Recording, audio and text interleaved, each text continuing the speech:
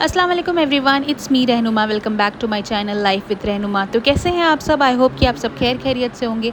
तो आज का व्लॉग होने वाला है थोड़ा स्पेशल, क्योंकि आज मैं जा रही हूँ एक वेडिंग अटेंड करने के लिए। तो इस व्लॉग में मैं आपको दिखाऊंगी कि हमने वेडिंग में जाकर क्या क्या किया, क्या क्या खाया। तो विदाउट वेस्टिंग एनी टाइम चलिए व्लॉग को करते हैं स्टार्ट।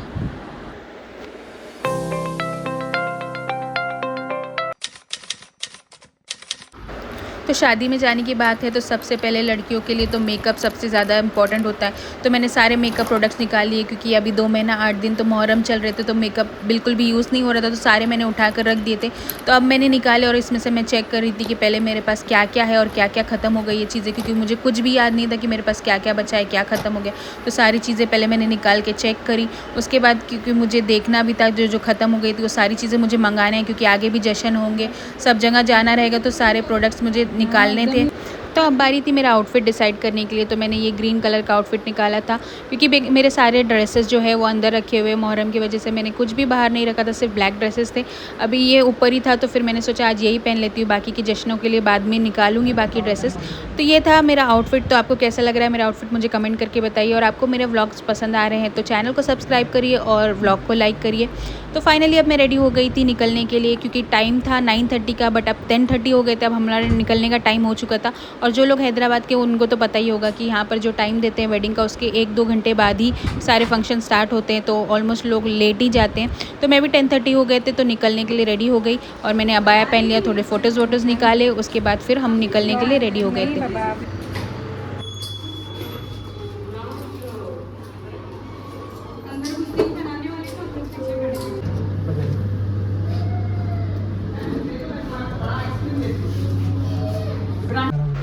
तो ये जो वेडिंग थी वो हमारे एक फ़ैमिली फ्रेंड की थी, जो हमारे पहले नेबर्स हुआ करते थे। उनके बेटे का रिसेप्शन था। शादी का इनवाइट आया था, बट हम शादी में तो नहीं जा सके, तो हमने डिसाइड किया था कि हम रिसेप्शन में ज़रूर जाएंगे। और जो हैदराबादी वेडिंग होती है वो मुझे बहुत पसंद आती है, क्योंकि बहुत ग्रैंड तरीके से होती है यहाँ पर शादियाँ। तो यहाँ पर जो भी शादी का रिसेप्शन का इनवाइट आता है तो मैं उसमें ज़रूर जाती हूँ।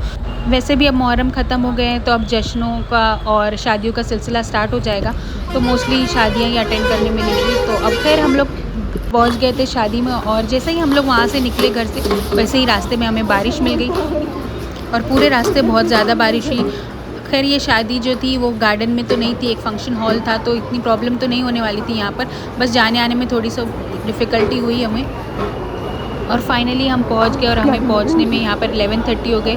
लेकिन आने के बाद भी यहाँ पर देखा कि ज़्यादा गेस्ट आए नहीं थे अभी तक। धीरे धीरे लोग आ रहे थे, क्योंकि ये हैदराबादी शादी है तो सब लेट ही आते हैं। तो हम 11:30 को पहुँचे, और फिर जाने के बाद थोड़े से फ़ोटोशूट्स किए। और जो ब्राइड थी माशाल्लाह बहुत प्रिटी दिख रही थी, बहुत प्रिटी लग रही थी। तो ज़्यादा लोग आए नहीं थे, इंटीमेट सा फंक्शन था ये रिसेप्शन का।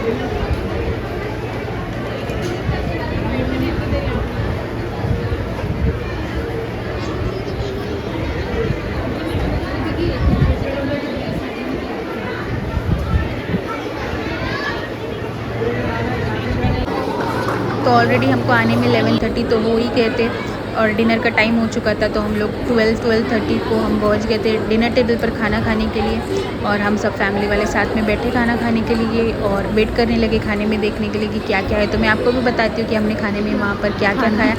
तो सबसे पहले यहाँ पर आया था हमारे लिए पाए का सालन विद पराठा। ये फॉर अ चेंज मुझे थोड़ा डिफरेंट लगा, क्योंकि यहाँ पर हैदराबाद में मोस्टली मरग होता है स्टार्टिंग में, या फिर हलीम होता है, बट यहाँ पर जो है पाए का सालन था विद पराठा, जो कि बहुत यम्मी था, मुझे बहुत पसंद आया। उसके बाद फिर बारी आई स्टार्टर की। तो स्टार्टर में भी बहुत चीज़ें थी, हरियाली कबाब था, फ़िश था और चिकन था, बहुत सारी चीज़ें थी जिसके मुझे नाम भी याद नहीं, मैं बहुत सारी चीज़ें भूल भी गई। उसके बाद जो है बारी आती है हैदराबादी बिरयानी की, और हैदराबाद में शादी हो और बिरयानी ना खाए तो ऐसा हो ही नहीं सकता। मैंने फिर थोड़ी सी बिरयानी खाई। उसके बाद फिर मीठे की बारी आई। मीठे में मैंने फ्रूट कस्टर्ड खीर खाया।